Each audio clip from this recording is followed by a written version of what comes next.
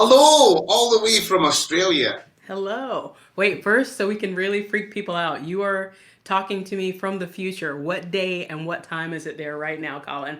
So right now, I've got my Doc Brown outfit on, and the DeLorean's parked at the front, and we've actually moved across to Tuesday, and it's just 7:30. So in the morning. So you guys are just preparing to have dinner and chill Yep. and everything, and I am awake. Yes. So it's great in the future. In the Uh, future. So I like the fact that, like, I can tell you right now, the future looks quite bright at the moment, nice and Nice. lovely. So Very nice. you're going to have a beautiful day tomorrow. Good. Trust me.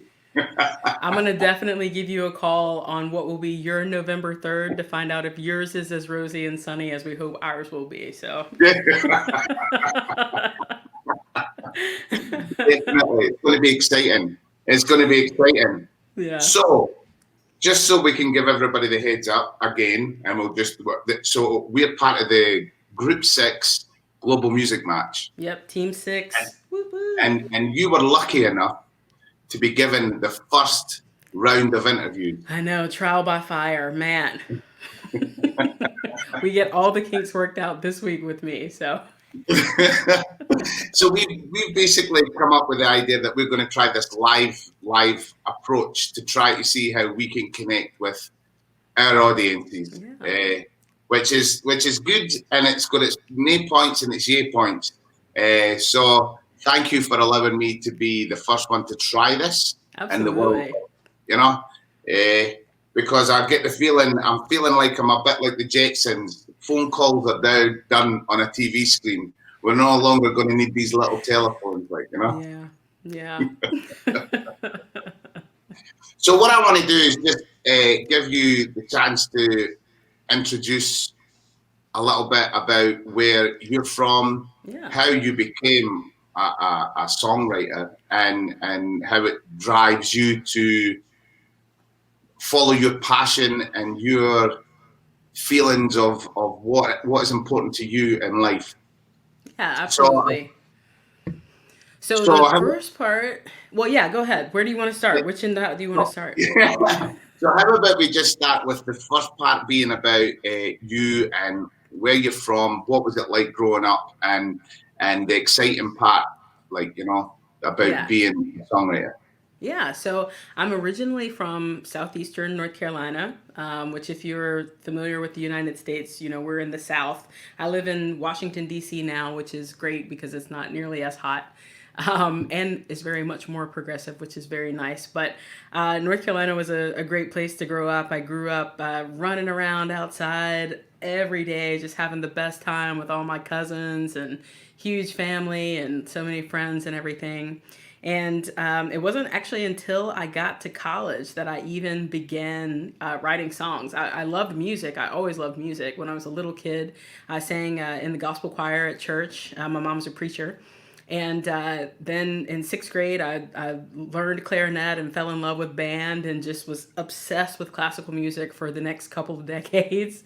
And when I was in college, this one very serendipitous night, my roommate at the time had a band, and their keyboard player got sick or just quit or something. I don't even know what happened, but they needed a keyboard player to fill in for the night. And so I was in school for music education, so I played many instruments pretty well, but keys I actually played pretty well. So I was like, I can fill in, I'll get you through the gig. And so we played this one show, and they were like, once they wrote me into the gig, then they were like, and we need you to sing a song as well. And I was like, okay, what song is it? And it was Tell Me Something Good, Tell Me Something Good, that song. And so I was like, all right, yeah, why not? So we played the gig, had the absolute best time.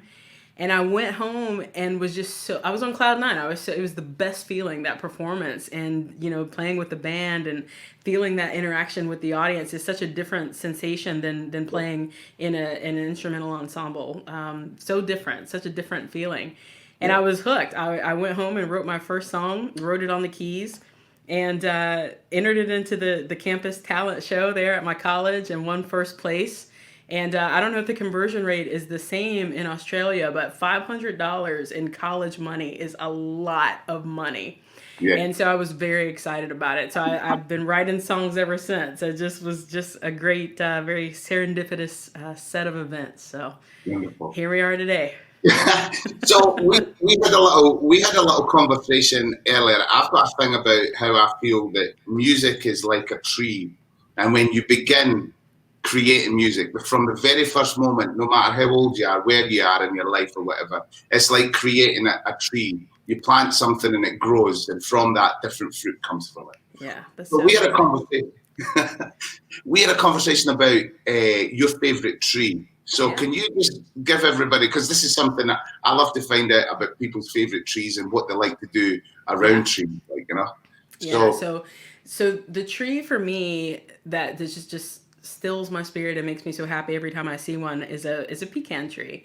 When I was a little girl in North Carolina, growing up, hanging out with my grandparents, just running around, having the best time in their yard, they always had this humongous pecan tree.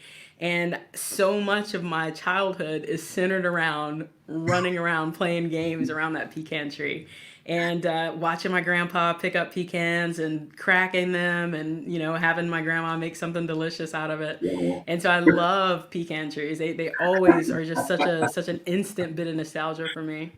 wonderful. Yeah. So that brings me on to one of the main questions I'm going to ask. The first question I'm going to ask you is, what does song mean to you? And not only the creating, but how does song connect with you? Like, that's something like. So Yeah. from the tree, we have this idea that it leaves a memory. So for you, how does song connect with you? Gosh, it's so interesting, I think, because I write two very different types of songs. Most of my recent music is very centered in social justice. And so those songs, those trees, do something so very different. I feel like they cast a bit of a wider shade and are a little bit more of a protection type tree. For me, a lot of those songs are written to try to remind myself to be hopeful in dark times. And so I hope that those songs will serve to do that for others as well. And so that for me is the connection with those songs, is just hoping that they will inspire more hope and provide more hope and more love in the world, one person at a time. And the other songs, they're just so great and so different. So it's like two totally different types of trees in that regard, I guess. But and they're kind of wild. So maybe they're bamboo. Maybe they're not actually trees. Who knows? But but yeah, I don't know. I don't know what to say about the other ones. I guess for me, music has always just been kind of like free therapy for me anyway. Even songwriting, I'm not as proficient in the beautiful metaphor that so many of my contemporaries write with. I always just admire them so much, the way they paint pictures with their words in such a way.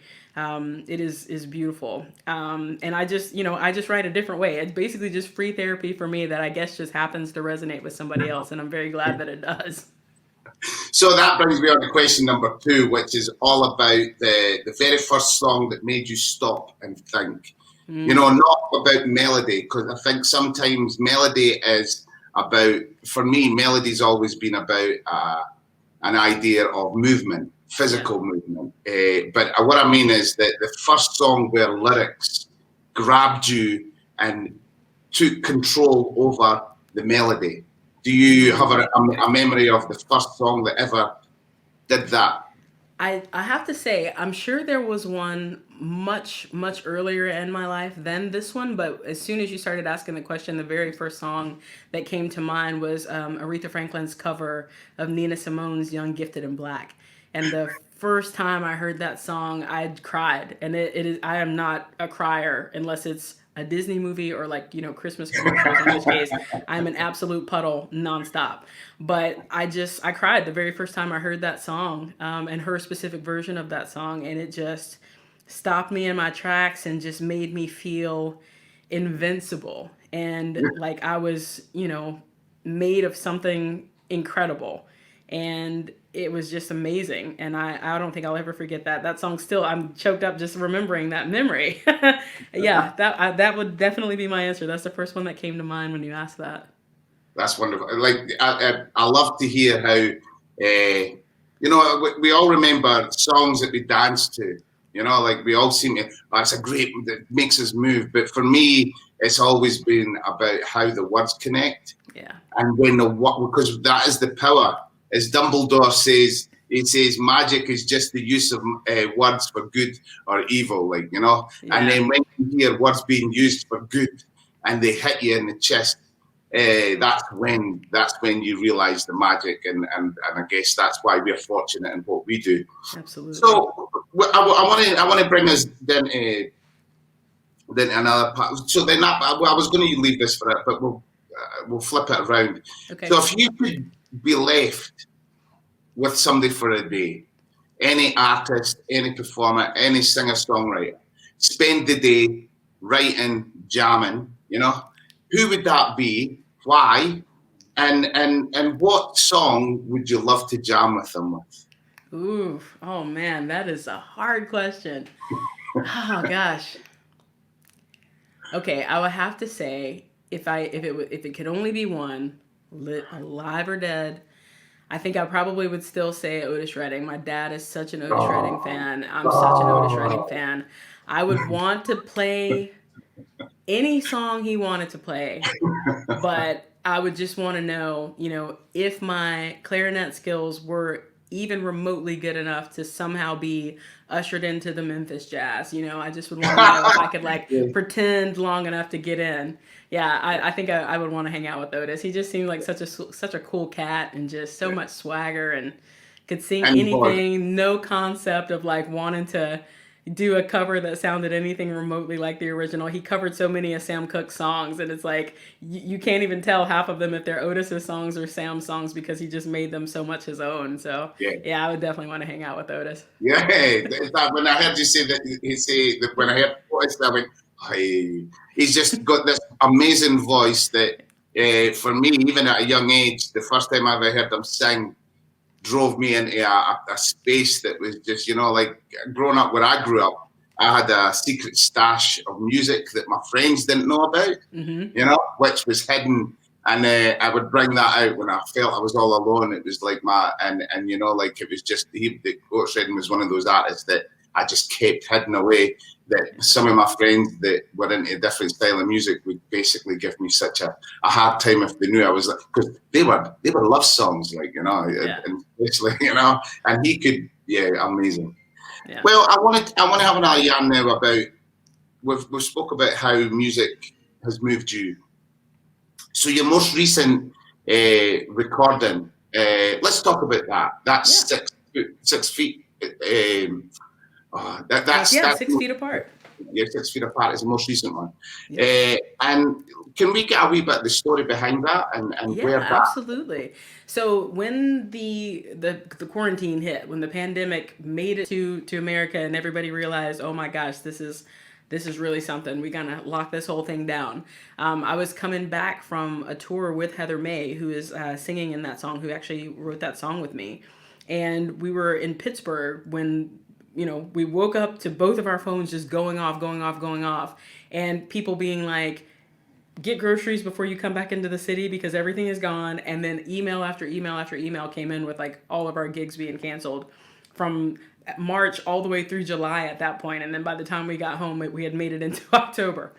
And so once we actually made it back here to DC, we were just both trying to figure out what this was going to look like. And I think Heather had the insight kind of right away that this was going to be a while. This was not something that was going to happen and be done with in the course of like a few weeks or a month or even a couple of months. And so she kind of hit the ground running with figuring out a way for us to kind of maintain connection with our community of fans, our collective community of fans. And so over the course of kind of figuring out how to stay positive during all of this one particular day, I had these two interactions that were basically the seeds for the song.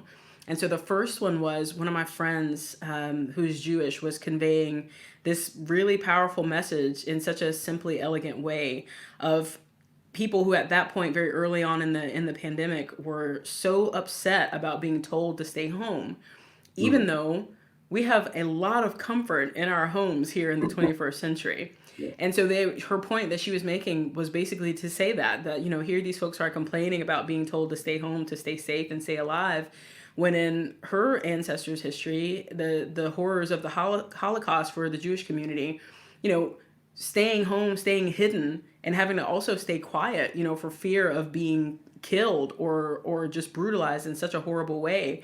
So it was kind of just this really poignant way of saying to all of us in her friend circle to be grateful, because we can still sing, we can still dance, we can still do so much of the things, so many of the things that we already could do.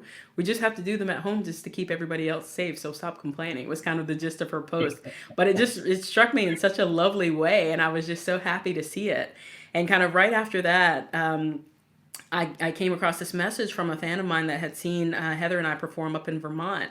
And she was saying that she was having to isolate from her fiance because they have kids, and her fiance was a frontline employee, and they were just so scared at that point, rightfully so, worried about bringing COVID home to the kids and to the rest of their family. And so because of that, here they are in this really beautiful part of their relationship, the engagement, the pre-honeymoon, all of this love and beauty, and they have to stay away from one another. Yeah. But they were making it work, and so just those two things, like the juxtaposition of those two ideas kind of hitting me at the same time, just kind of made me go in my room and just pick up my guitar and start playing around. And so I wrote the first little bit of the song, and Heather walked in my room, and I was like, hey, let me play this for you.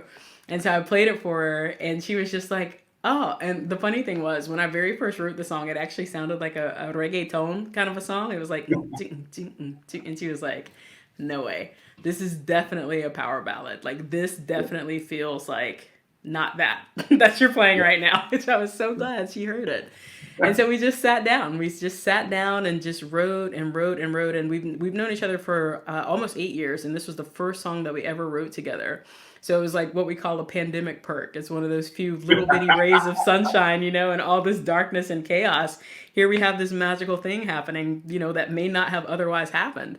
And so we wrote it together. And then once the song was done, we had to figure out how in the world do we produce this song when we can't go to our studio. Like, we can't just call the producer up and be like, hey man, we're coming in today. You around, So it worked out so well. She got to kind of cut her chops as a producer, which was amazing. She did such a phenomenal job. It's a beautiful And so, song. yeah, it was just an awesome experience. Yeah. So cool. Yeah. It's beautiful. And I think the beautiful part of it is that how well it has come out through the pandemic. I mean, it is beautiful lyrically and melodically. It definitely takes you on a journey. I've been sharing it all around, like, it's one of those songs. Every little bit of anybody, like on stories, or if I've done, I'll put it in the background, playing in the background, because I connected with it. Like That's awesome, my big soppy heart it got in there, and it was like seeping in, and I was, which is wonderful. I love that when a song. And it's a new artist, because you are a new artist to me, like, like you are, and to have that as an introduction, wow, that was just, and then I started delving in, which then brings me on to the last question, which is, in this modern world where we live in, our industry has changed so much, and it is continually changing, with the fear of getting out in the open and then getting locked up again, the fear of getting out in the open and getting locked up again. Yeah. So we're doing what we're doing here. We're connecting globally through the Global Music Match project, which is exciting. But yeah, it is. How do you see your music from this period in time? How would you like to see that? How that's left behind when your time is no longer here? Like, your tree is left standing on its own. The branches are full of different fruit. How would you like to see your music left? I would like to see I would say in 50 years, when my tree rings are really big and really, really full, that the shade of that tree is still covering so many people in love and hope. If those songs are still doing that, I will be very, very happy wherever I am. I think even though so much of the music that I write is what is considered topical music and music for a moment that may pass, it may not pass. I feel like if the songs are written well, because humans don't change, we constantly find ourselves having those same conversations again and again and again. I think that the hope that is at the root of so many of those songs, even the songs about difficult things, I hope that will last and continue to be something that people connect with well outside of this moment that we're in. Beautiful. That's wonderful. And how can I ensure that everybody can get under your tree and Yes, shade? okay. So if you are in Australia, you should definitely go to chrismathews.com. You can find all 8 of my albums there digitally. Many of them are actually still available in a hard copy. A couple of them are out of print, but you can get all 8 of them digitally. And you can find me pretty much everywhere you find music: iTunes, Google Play, Amazon Music, all the usual suspects. You just have to make sure you spell it right, because if you spell it Crys, like Chris, you'll probably end up on a website for hardball, which is not probably where you want to go. Yeah, I've been getting. I was calling you Crys there for a while. I get that a lot. And it was very nice to Colin. It's Crys, and I'm going, oh, okay, and I had to go and go. Oh. So everybody thinks I'm meeting with Crys today. That's right. Yeah, so, which is good, because that's a learning curve for me, and that feeling part, and but I'm glad we've been able to fix that. I'm really excited about what's got me more excited is about when the doors open up again, because I know you're going to come to Australia, I know if you coming to Australia, it's you and I are going to hang out. Absolutely. And we're going to do that question there where we're going to sit down and we're going to sing a couple of songs under behind a tree here. Not that in the desert there's a lot of trees in Alice Springs, but when you do find one, it's a nice thing. You're a lonely thing, and I feel that the gum trees here and the desert are a bit like how us musicians are at the moment. We're a bit isolated, but we come together through our roots. A fun fact for you, my friend, as we leave, one of my all-time favorite movies is Australia. Cry every single time. It's so beautiful. Oh my gosh, I cry every time. It's so great. It's a very wonderful movie. But hopefully we'll get you over so you can get to see the real deal. Yeah. Everything I hashtag is going to say Faraway Downs, like everything, just so you know. Thank you so much, Crys, for Thank you so much, my friend. You take care. I can't wait to talk to you again and play some music together. All the best. Lots of love. Take care. All right, cheers. 6 feet apart won't stop us. Don't need to hold you in my arms. I still know you in the dark. Just 'cause I can't kiss you.